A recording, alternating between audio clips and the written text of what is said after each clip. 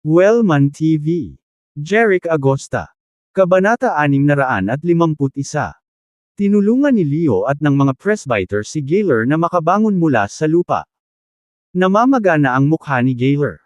Binalot ng bughaw at lila ang kanyang mukha.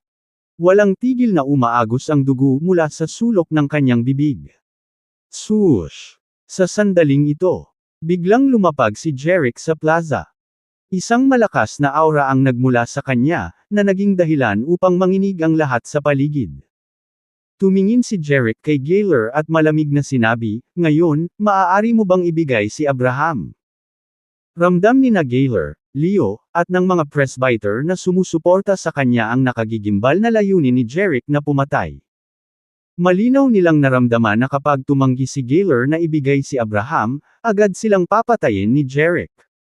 Si Gaylor ay labis na sumalungat. Ayaw niyang ibigay si Abraham. Dahil matagal na niyang gustong makuha ang pangalawang volume ng The Longevity Scripture. Pero kung hindi niya iabot, halata ang kahihinatnan. Bago pa man siya makagalaw, natambo na siya ni Jeric sa bubong at sa langit. Hindi man lang siya makalaban kay Jeric.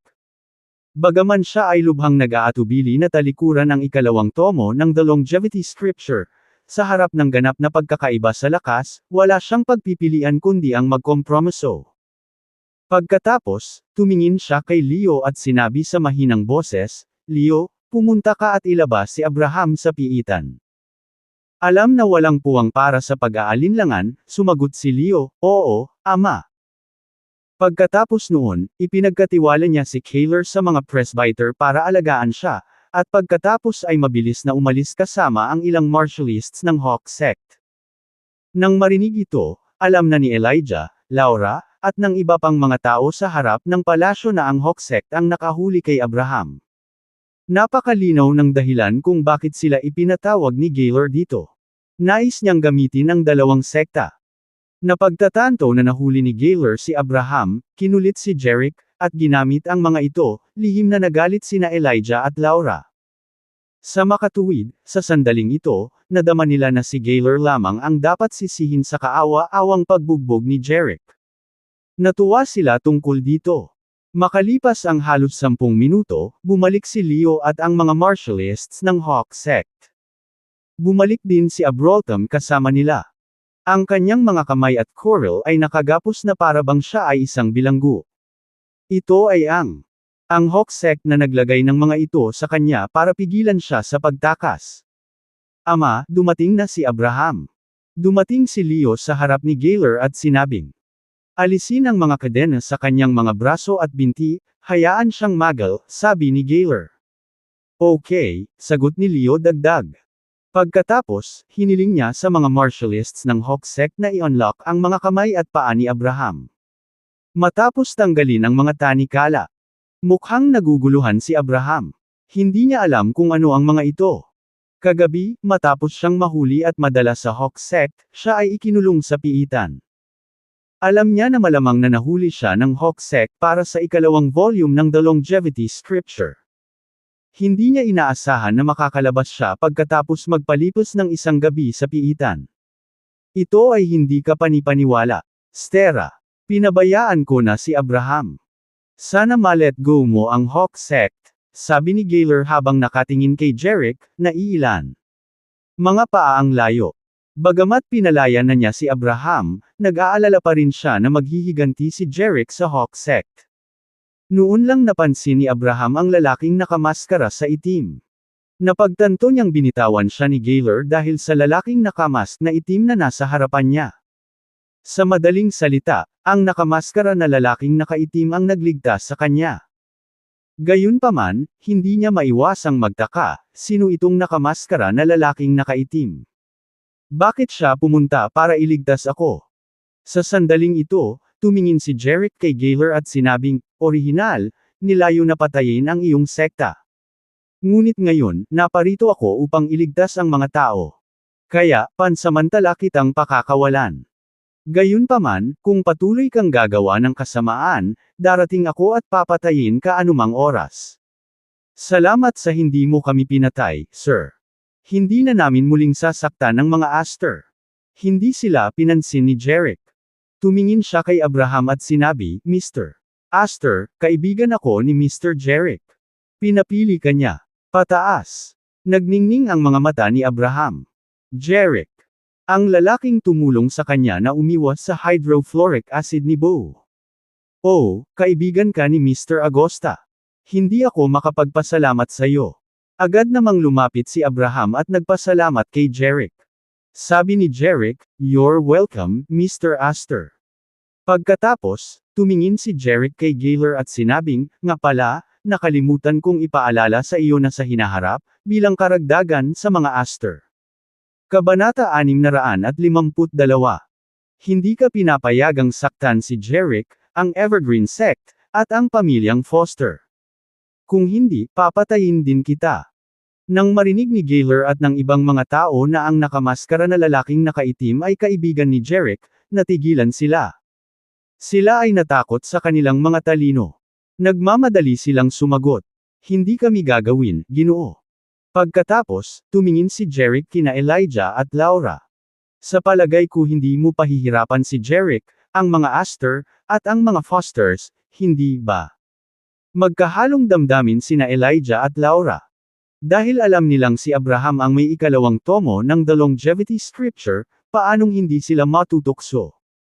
Gayunpaman, ang lakas ng nakamaskara na lalaking nakaitim ay medyo natakot sa kanila. Ayaw agad makipag-away nina Elijah at Laura kay Jerick. Kung tutusin, wala silang tiwala na kaya nilang talunin siya. At least, wala silang alam tungkol kay Jerick. Kahit na makipag-away sila sa kanya, kailangan nilang mas makilala si Jerick. Kaya, sinabi nina Elijah at Laura kay Jerick, Sir, huwag kang mag-alala. Hinding-hindi kami magiging kaaway mo. Sinabi ni Jerick, sana nga. Sir, pwede ko bang malaman ang pangalan mo? Sa sandaling ito, nagtanong si Elijah sa tila magalang na paraan. Tumingin si Jerick kay Elijah at sinabing, anong problema? Gusto mo bang malaman ang background ko? Haha, payo ko wag mo akong imbestigahan. Kung hindi, ito ay makakasama lamang sa iyo. Hindi na naglakas loob na magtanong si Elijah, kaya tumanggaw siya at sinabing, I see, sir, hindi na ako magtatanong. Pagkatapos ay lumingon si Jerick kay Abraham at sinabing, Tara na, Ginoong Astor. Noon lamang nakabawi si Abraham sa kanyang pagkagulat at pumayag. Nagulat siya dahil hindi niya akalain na ang mga sect masters ng malalaking sekta sa Fenceville ay magiging kasing masunurin ng mga katulong sa harap ni Jerick. Gustong-gusto niyang malaman kung sino itong lalaking nakamaskara na nakaitim. Pagkatapos, inakay ni Jerick si Abraham palabas ng pinto. Sa sandaling ito, libu-libong martialists ng Hawk Sect ang nagtipon sa paligid ng plaza. Ngunit walang nang ahas na pigilan sina Jerick at Abraham. Bukod dito, gumawa sila ng paraan para sa kanila dahil sa takot. Lumabas ang dalawa sa gate at nawala sa paningin ng lahat. Kabanata 653. Sa pagpasok ng gabi, isang malaki at maliwanag na buwan ang nagpapaliwanag sa kalangitan sa ibabaw ng Dragon Mountains. Sa mga bundok na ito, mayroong isang matayog na taluktok na tila isang higanteng espada na nakaturo diretso sa langit. Ang marangel na tuktok na ito ay walang iba kundi ang Divine Sword Kick, kung saan ang Divine Sword Sect ay naging tahanan nito. Sa harap ng maliwanag na ilaw na palasyo ng Divine Sword Sect, dalawang helicopter ang dumaong sa plaza. Si Elijah Collins, ang sect master ng Divine Sword Sect, ay lumabas sa isang helicopter, na sinamahan ng isang grupo ng mga iginagalang na matatanda. Kasabay nito, isang martialista mula sa Divine Sword Sect ang bumaba mula sa kabilang helicopter. Kumunat ang noo ni Elijah sa pag-aalala. Sinabi niya sa iba pang matatanda na bumalik sa kanilang mga tirahan. Pagkatapos, tinawag niya ang isang elder sa edad na 80 at sinabing, Mr. Bates, mangyaring pumunta sa aking lugar pagkatapos ng hapunan. Ang matandang ito sa edad na 80 ay walang iba kundi si Mitch Bates, ang dakilang elder ng Divine Sword Sect. Si Mitch, na nagpapakita ng paggalang, ay sumagot, Oo, Mr. Collins. Pupunta ako dyan. Dahil doon, bumalik si Mitch sa pwesto niya. Mga espada ni Anne. Bilang Grand Elder ng Mitch ay may sariling patio at villa. Pagdating niya, lahat ng mga apprentice na nagbabantay sa lugar ay bumati sa kanya ng may paggalang, na nagsasabing, "Kumusta, Eng Randy?" Tumango si Mitch sa kanila at pumasok na sa villa sa looban. Pagpasok sa bulwagan, nakita ni Mitch ang isang matandang lalaki na nasa edad 70 anyos na nakaupo sa isang upuan. Nang makita ang lalaking ito, lumiwanag ang mukha ni Mitch, at nagtanong, "Hoy, Carlos! Nag-dinner ka na ba?" Ang lalaki sa bulwagan ay si Carlos Bates, ang pinuno ng sekta ng Five Mountain Sect sa gitnang rehiyon. Mula nang matalo si Carlos ni Jeric sa Cloudsea Sect at mawala ang kanyang martial arts, palipat-lipat na siya, gumagala sa lugar. 2 araw ang nakalipas, nagpakita si Carlos sa Fenceville at bumaling kay Mitch ng Divine Sword Sect para sa tulong. Sa katunayan, si Mitch ay pinsan ni Carlos. Nang makita ni Carlos si Mitch na papasok, ngumiti ito at sumagot, "Hindi pa ako kumakain, Mitch. Hinihintay kita." Sabi ni Mitch, "Tara, hindi mo na kailangang maghintay. Sino ang nakakaalam kung kailan ako babalik?" Ngumisi si Carlos at sinabing, "No big deal. Hindi pa ako nagugutom." Natawa si Mitch sa narinig. Pagkatapos ay humarap siya sa mga kasambahay at sinabing, "Hoy, dalhin mo rito ang lahat ng ulam." Agad, Grand Elder, sagot ng mga mold at umalis. Maya-maya, bumalik ang mga kasambahay na may dalang mga plato na puno ng masasarap na pagkain at ilang mag-agarang inumin. Kabanata 654. Mabilis na napuno ang hapag-kainan ng lahat ng mga ulam. Umupo si Mitch at Carlos sa mesa. Sumenyas si Mitch sa mga kasambahay na umalis na, at nang makaalis na sila, sinara na nila ang pinto ng villa, naiwan na lang sina Mitch at Carlos sa loob. Ang bulwagan. "Mitch, mag-toast tayo," itinaas ni Carlos ang baso at sinabi kay Mitch. Itinaas ni Mitch ang kanyang baso at sumagot, "Cheers, Carlos." Pumihit sila ng baso at ibinaba ang kanilang inumin. Pagkatapos ng ilang ikot ng inumin, biglang tumingin si Carlos kay Mitch at nagtanong, "Mitch, pumunta ako sa Divine Sword Sect para humingi ng tulong 2 araw na ang nakakaraan. Nauubusan na ako ng options. Nagkaroon ka ba ng pagkakataon na makausap si Mr. Collins tungkol sa sitwasyon ko?" Nakakunot ang noo ni Mitch, isang hul na sumagot. "Carlos, I plan to discuss your situation with Mr. Collins today. Ngunit mayroon akong mahalagang bagay sa Hawk Sect at hindi ako nagkaroon ng pagkakataong makausap si Mr. Collins." Nagsalita si Carlos na may matinding galit sa kanyang mga mata, "Mitch, napatay ang anak ko, at kontrolado ng Central Dragon Sect ang Five Mountain Sect ko. Nag-aapoy ako sa pagnanasang maghayganti. Kung makapagpadala si Mr. Collins ng ilang martialists para tulungan akong maghayganti, gagawin ko ang lahat para sa Divine Sword Sect," sumagot si Mitch, na puno ng empatiya ang ekspresyon. "Carlos, ang Central Dragon Sect ay talagang lumampas sa linya sa pagkakataong ito. Ngunit binanggit mo na nakuha ni Lord Dragon Black Eagle ang unang volume ng Longevity Scripture at ang Treasure Map. Ang 2 bagay na ito ay maaaring maging sanhi ng pag-aaway ng maraming sekta sa buong mundo dahil sa kanila. Gayunpaman, ang Divine Sword Sect ay mayroong maraming grupong pinansyal sa ilalim ng kontrol nito. At ang unang tomo ng Longevity Scripture ay may mga limitasyon. Kahit na may makabisado nito hanggang sa ika-9 na antas, magiging Grandmaster lang sila. Para kay Mr. Collins, na isa ng Intermediate Grandmaster, ang unang volume ay hindi gaanong kaakit-akit sa kanya. Pero, gayunpaman, gagawin ko ang lahat para kumbinsihin si Mr. Collins na harapin ang maldito na Central Dragon Sect. Nang marinig ito, si Carlos ay labis na nagpapasalamat at patuloy na nagsasabi, "Mitch, hinding-hindi ko makakalimutan ang ginagawa mo para sa akin." Ngumiti si Mitch at sinabing, "Carlos, magkapatid tayo. Hindi na kailangang maging formal sa pagitan namin." Pagkatapos nito, itinaas ni Mitch ang kanyang baso at sinabi kay Carlos, "Hoy, paano ang isa pang inumin?" Inubos na naman ng 2 ang kanilang inumin. Sa puntong ito, nagtatakang nagtanong si Carlos, "Mitch, bakit kayo nagmadali ni Mr. Collins sa Hawk Sect ngayon?" Napabuntong hininga si Mitch at sumagot, Alam mo, talagang nagpagulo sa isip ko ang nangyari ngayon. Anong ibig mong sabihin, Mitch? Tanong ni Carlos. Kami at ang sect master ng Maiden Sect ay agarang ipinatawag ngayon ng sect master ng Hawk Sect, si Gaylor Willick. Kabanata 655. Akala ko importante, pero gusto lang nila kaming manipulahin.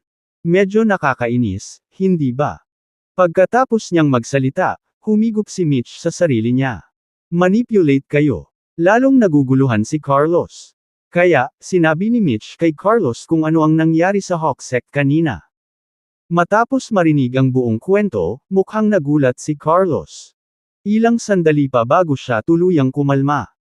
Tumingin siya kay Mitch at ibinuhos ang mga butil. Mitch, may nakuha akong impormasyon tungkol kay Jerick Agosta at sa lalaking nakaitim na nakamaskara. Lalo na ang lalaking nakaitim na nakamaskara, siya si Lord Dragon Black Eagle, na nag-alis ng aking martial arts at pumalit sa Five Mountain Sect. This time, si Mitch naman ang nagulat. Teka. Sinasabi mo ba sa akin na itong lalaking nakaitim na nakamaskara ay walang iba kundi si Lord Dragon Black Eagle, na naging sanhi ng lahat ng kaguluhan sa gitnang rehiyon?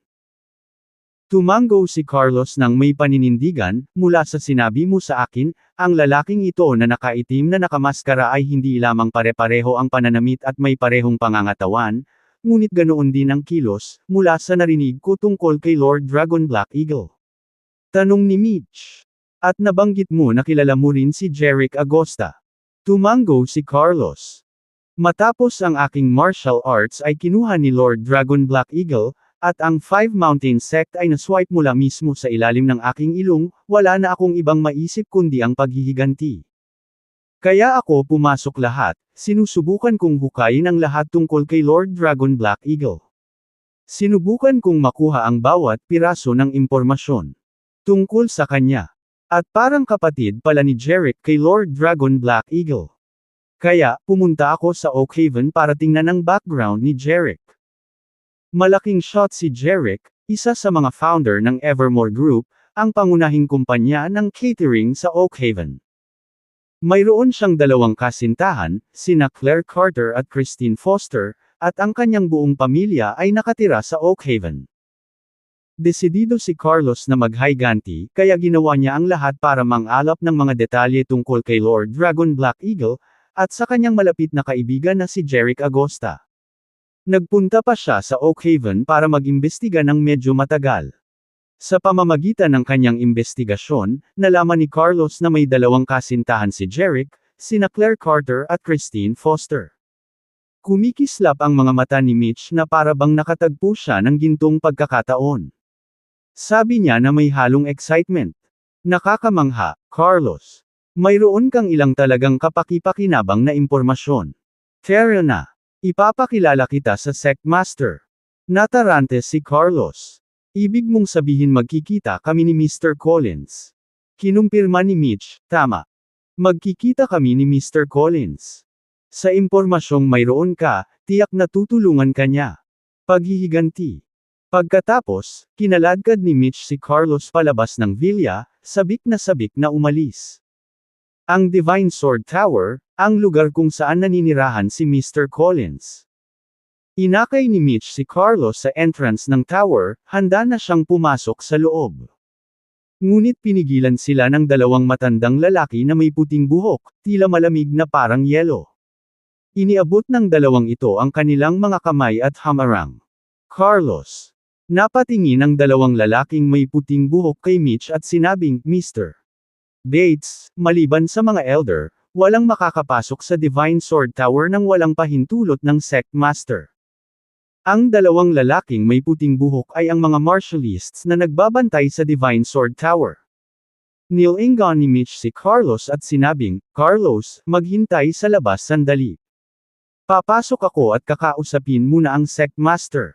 Oo naman. Pumayag naman si Carlos at nanatili sa kinaroroonan niya.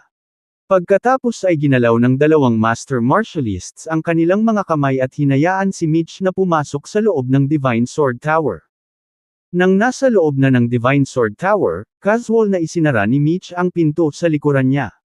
Sa isang maliwanag na bulwagan sa loob ng villa. Si Mr. Collins ay nagpapahinga sa isang malaking upuan, humihigop ng kape. Maligayang pagdating. Ginoong Bates. Halika at uminom ng Earl Grey tea, sabi ni Elijah habang sinenyasan si Mitch na sumama sa kanya. Pumayag naman si Mitch, naglakad papunta sa couch. Pareho silang humigop ng kanilang Earl Grey tea ng tahimik saglit. Mr. Bates, ano sa tingin mo ang nangyari sa Hawksec ngayon? Tanong ni Elijah, humigop ng tiyan niya at tumingin. Pagkatapos ng ilang sandali ng pag-iisip. Sagot ni Mitch, Mr. Collins, nakakadismaya na sinubukan ng Hawksec na samantalahin ang ating Divine Sword Sect at ang Maiden Sect ngayon. Ngunit natuklasan namin na si Abraham Astor ay may pangalawang tomo ng Longevity Scripture. Iyan ay isang bagay na kapaki-pakinabang. Tumango si Elijah. Tama ka. Well, kahit nakakainis na sinubukan tayong samantalahin ng Hawksec, kung tayo ang nasa posisyon nila, baka ganoon din ang ginawa natin. Pagkatapos ay tumingin si Elijah kay Mitch at sinabing, ngayong alam na natin na nakuha na ni Abraham ang ikalawang tomo ng Longevity Scripture, mayroon bang iniisip kung paano natin ito maibabalik? Ito ang dahilan kung bakit niyaya ni Elijah si Mitch. Mula nang malaman ni Elijah na si Abraham ang may ikalawang tomo ng Longevity Scripture, ito na ang nasa isip niya. Hindi niya napigil ang isipin kung paano makukuha ang ikalawang tomo ng Longevity Scripture.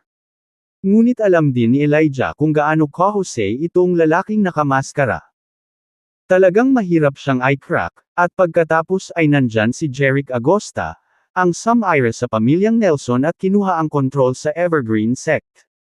Ang hindi alam ni Elijah ay ang dalawang ito ay talagang iisang tao. Kabanata 656. Kung hindi siya ma-stress. Mr. Collins, si Abraham ay iniligtas ng lalaking nakaitim na nakamaskara, at malamang na pumunta siya sa Evergreen Sect. Sa tulong ng lalaking nakaitim na nakamaskara at ni Jerick Agosta, hindi magiging madali ang pagbabalik sa ikalawang tomo ng Longevity Scripture. Sabi ni Mitch, seryoso ang tono niya. Kumunot ang noo ni Elijah at sinabing, iyan talaga ang bumabagabag sa akin. Kaya, gamitin natin ang lahat ng kapangyarihan ng Divine Sword Sect para maghukay ng impormasyon tungkol sa lalaking ito na nakaitim na nakamaskara at kay Jerick Agosta. Alam mo ang kasabihang, kilalanin mo ang iyong kaaway gaya ng pagkakakilala mo sa iyong sarili, at mananalo ka sa bawat laban. Tumango si Mitch. Mr. Collins. Ngumiti si Mitch kay Elijah at sinabing, oh, by the way, Mr. Collins, ang pinsan kong si Carlos, na ilang araw nang nasa gitnang rehiyon, ay dumating sa pamamagitan ng Divine Sword Sect. Nagkataon, mayroon siyang impormasyon sa loob tungkol sa lalaking nakaitim na nakamaskara at kay Jerick Agosta. Pagkarinig nito, nanlaki ang mga mata ni Elijah sa pagtataka, Carlos. Ang sect leader ng Five Mountains Sect sa gitnang rehiyon, ang binanggit mo kahapon. Tumango si Mitch, kinumpirma, oo. Mr. Collins. Iyon ang isa. Mabilis na sinabi ni Elijah, halika, dalhin mo kaagad si Master Carlos. Nang banggitin ni Mitch si Carlos na pupunta sa Divine Sword Sect kahapon, hindi ito masyadong inisip ni Elijah. Bilang pinuno ng sekta ng isang malaking sekta, hindi gaanong pinansin ni Elijah ang maliliit na angkan sa gitnang rehiyon. Ngunit nang banggitin ni Mitch na may ilang impormasyon si Carlos tungkol sa lalaking nakaitim na nakamaskara at kay Jerick Agosta, binago nito ang lahat. Kaya naman mabilis nagbago ang ugali ni Elijah. Gayunpaman, idinagdag ni Mitch, well, Mr. Collins, mayroong dalawang master martialists na nagbabantay sa pasukan sa Divine Sword Tower. Hindi pwedeng pumasok lang si Carlos. Sabi ni Elijah, ako na ang bahala dyan. Pagkatapos ay tinawag niya ang pasukan ng Villa, Matthew, Leon, ipasok muna si Master Carlos sa loob. Mabilis na tumugon ang dalawang master martialist sa labas, yes, Mr. Collins.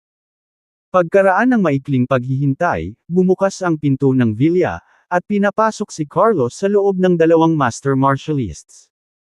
Pagkapasok ni Carlos, marahang isinara ng dalawang master martialists ang pinto sa likuran niya. Pakiusap, maupo ka, Guro Carlos, magalang na bati ni Elijah, na sumenyas patungo sa sopa. Nagpasalamat si Carlos kay Mr. Collins at umupo. Personal na inihanda ni Elijah ang isang tasa ng kape para sa kanya. Gusto mo ba ng kape, Master Carlos? Salamat, Mr. Collins. Oo nga pala. Hindi na ako ang sect leader ng Five Mountain Sect sa gitnang rehiyon. You can just call me Carlos, sagot ni Carlos sa malungkot na tono.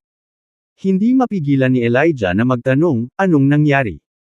Pagkatapos ay ipinaliwanag ni Mitch kay Elijah kung paano na-control ng Central Dragon Sect ang Five Mountain Sect, at nawala si Carlos sa kanyang martial arts, dahilan upang umalis siya sa Central Region at sumali sa Divine Sword Sect. Nang marinig ni Elijah ang nangyari, tila nagalit siya, sobra-sobra na ang Central Dragon Sect. Humarap siya kay Mitch at sinabing, Mr. Bates, tandaan, ang ating Divine Sword Sect ay dapat maghiganti para sa Five Mountains. Ang sekta. Tumango si Mitch, yes, Mr. Collins.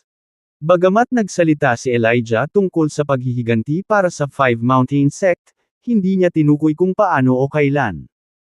Naisip ni Mitch na baka magalang lang na sagot niya kay Carlos. Ngunit naluluha na si Carlos sa pasasalamat. Sinabi niya kay Elias, Mr.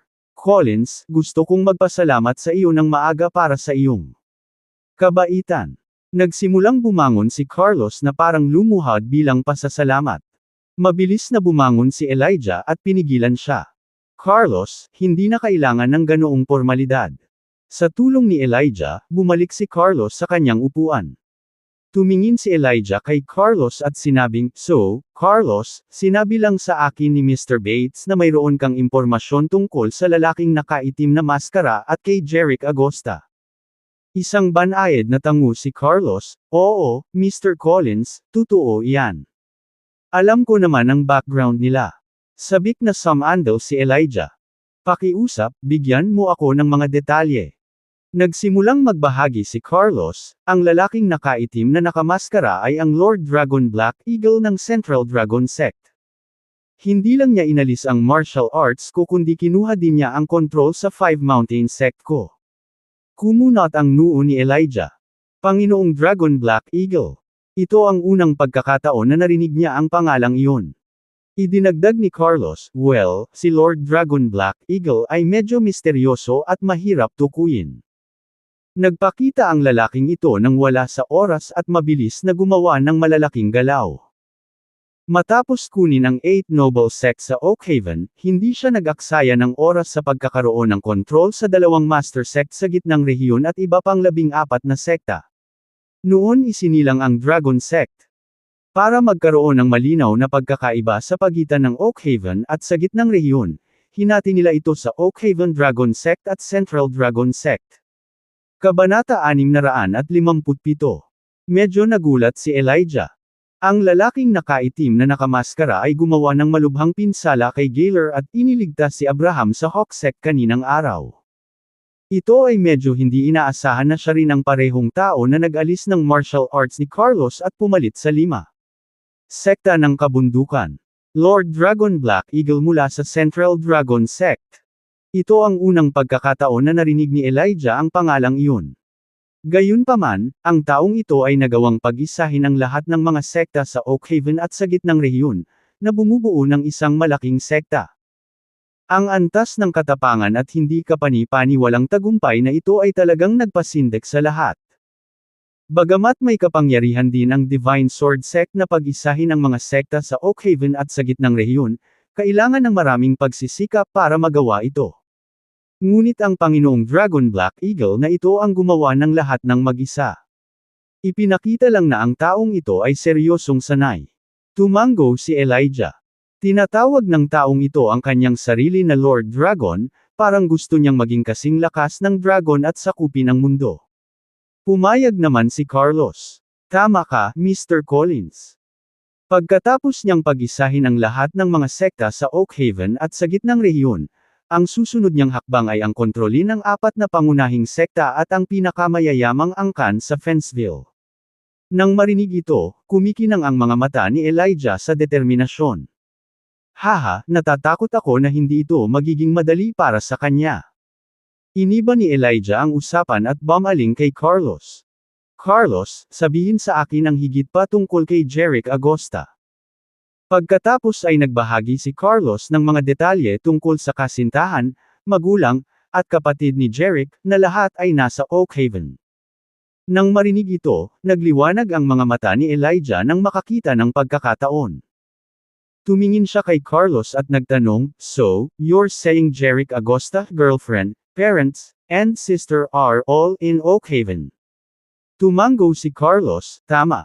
Mayroon siyang dalawang kasintahan, sina Christine Foster at Claire Carter.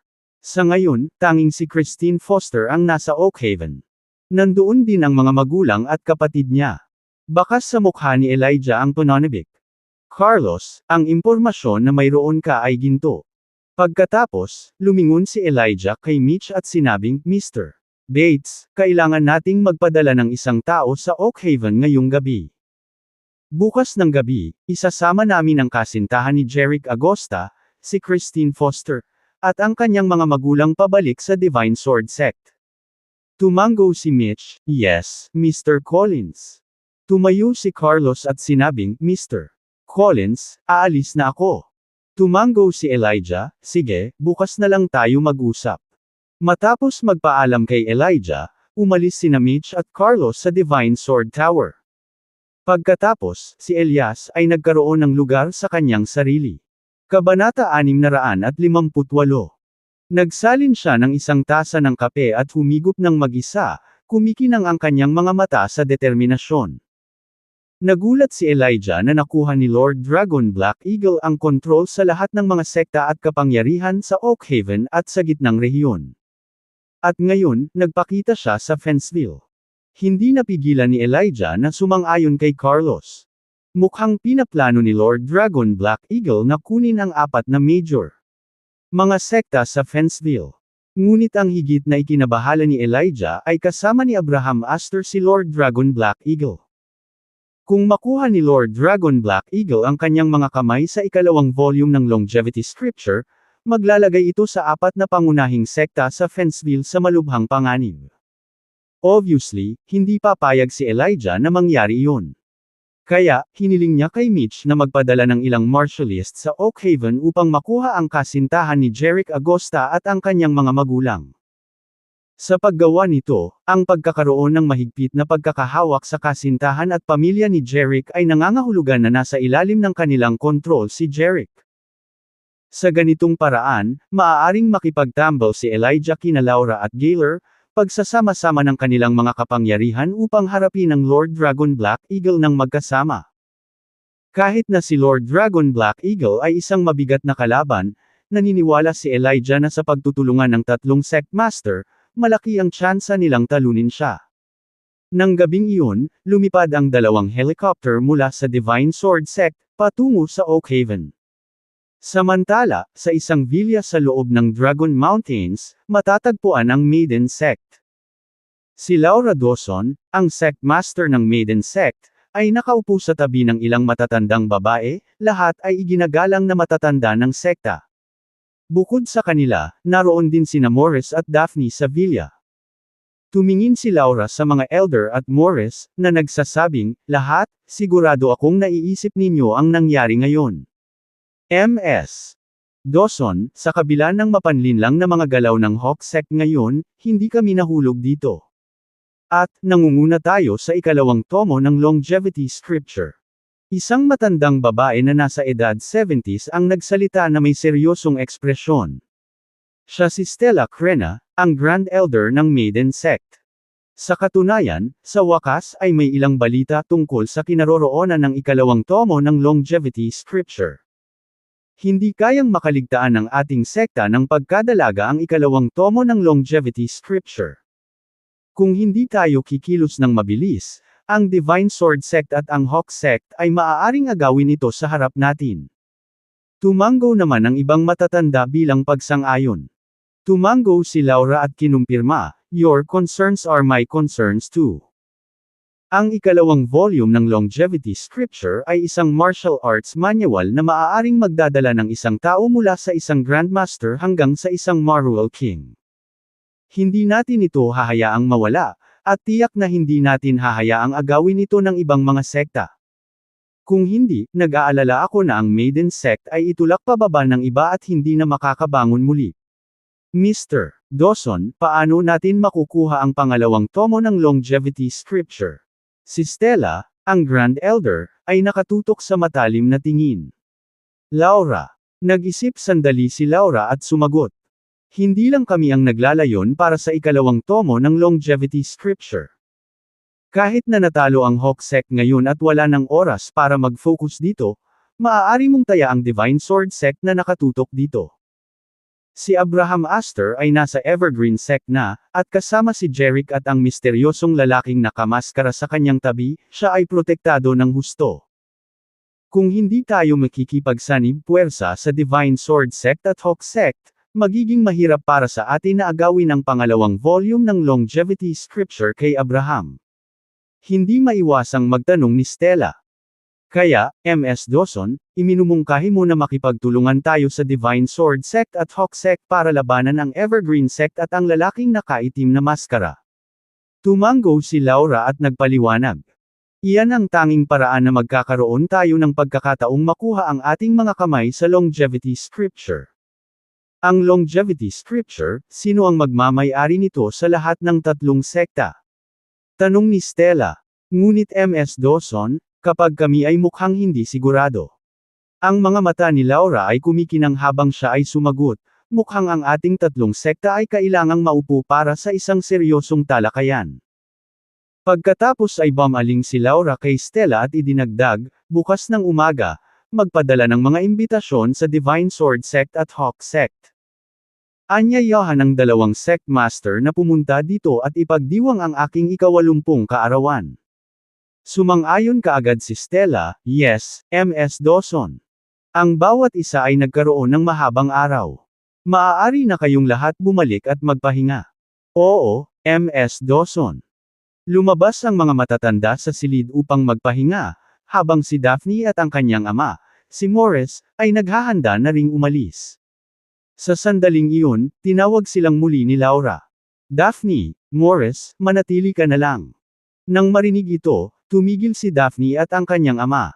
Lumingon si Daphne kay Laura at nagtanong, Lola, may gusto pa po ba kayong sabihin sa amin? Magiliw na ngumiti si Laura at sinabing, Daphne, napakaganda ng ginawa mo ngayon sa Hawk Sect. Baka nahulog na tayo sa mga panloloko nila kung hindi ka nakapunta doon.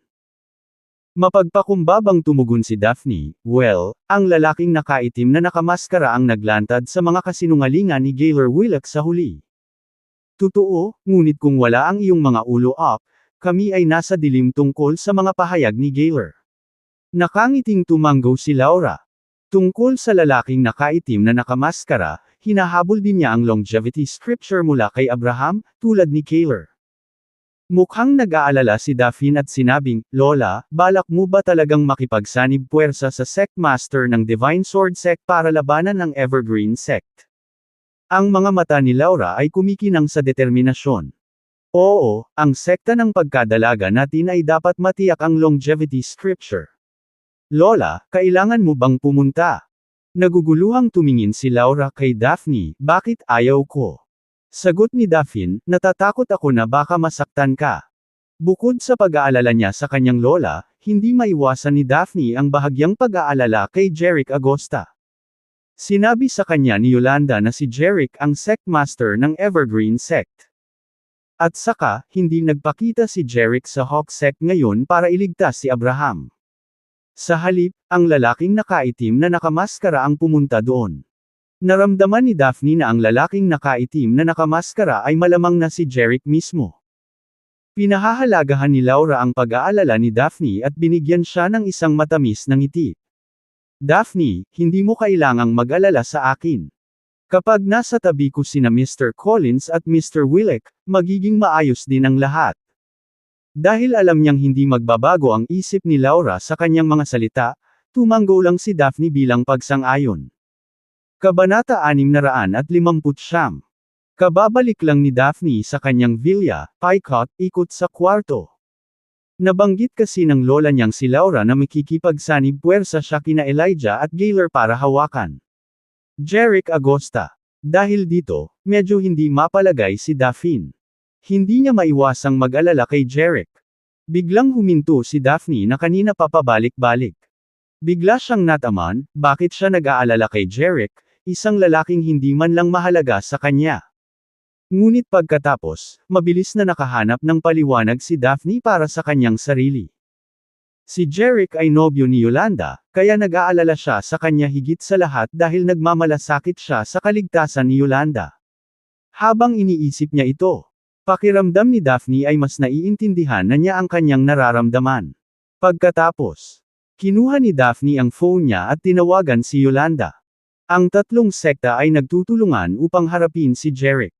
Bagamat hindi niya mababago ang isip ng kanyang lola, maaaring bigyan ng babala ni Daphne ang kanyang matalik na kaibigan, si Yolanda, tungkol sa kung ano ang nangyayari. 2 beses tumunog ang telepono, at hindi nagtagal, nakakonekta ito. Dumating ang boses ni Yolanda, Daphne, literal na tatawagan kita, at ikaw ang unang gumawa nito. Para kaming may kung anong psychic connection or something. Ngumiti si Daphne at sinabing, well, yan ang ginagawa ng besties. Pagkatapos, dumating si Daphne sa punto. Anong meron? May sasabihin ka ba sa akin? Yolanda spilled the beans, dumating si Jeric para sunduin ako. Umalis na ako sa bahay mo, gusto ko lang ipaalam sa'yo. Tiniyak ni Daphne sa kanya, great, that means I don't have to worry. Ha? Mag-alala tungkol saan? Nagseryoso si Daphne, nag-aalala ako na baka hindi ka ligtas kung magtatagal ka pa sa lugar ko. Halika, Daphne, ang iyong lugar ay lubos na ligtas. Kung hindi pa dumating si Jeric, nagstay pa ako ng ilang araw. Yolanda, sa totoo lang, pumunta ako sa Hogsek kasama ang tatay at lola ko ngayon. Pumunta ka sa Hogsek? Oo, pero hindi ko nakita si Jeric doon. Isang lalaking nakaitim na nakamaskara ang pumunta sa Hogsek at iniligtas si Mr. Astor. Ngayon lang, sinabi sa akin ni Jeric na hindi siya mismo pumunta sa Hogsek. Siya ay ang kanyang kaibigan, Lord Dragon Black Eagle, pumunta at iligtas si G. Astor. Nagulat si Dupline, alam mo na ang lahat ng ito. Sumagot si Yolanda sa telepono, oo, alam ko kung ano ang nangyari. Kabanata 660. By the way, Yolanda, baka gusto mong sabihin ito kay Jeric. Ang aking lola, si Elijah Collins, at si Gaylor Willick ay nagpaplanong magsanib puwersa laban sa kanya, pati na rin si Lord Dragon Black Eagle. Sinabi ni Daphne kay Yolanda sa telepono. Sa totoo lang, naramdaman ni Daphne na si Jeric ay si Lord Dragon Black Eagle. Pero sinabi ni Yolanda na magkaibigan ang dalawa, kaya nagduda si Daphne sa sarili. Daphne, salamat sa mga paalala. Sasabihin ko kay Jeric mamaya. Great, yun lang muna, Yolanda. Ipapaalam ko sa iyo kung may balita na. Sure thing, hulihin kita mamaya, Daphne. Bye. Pinaandar ni Jeric ang kanyang BMW sa looban ng villa ng Emperor Mountain.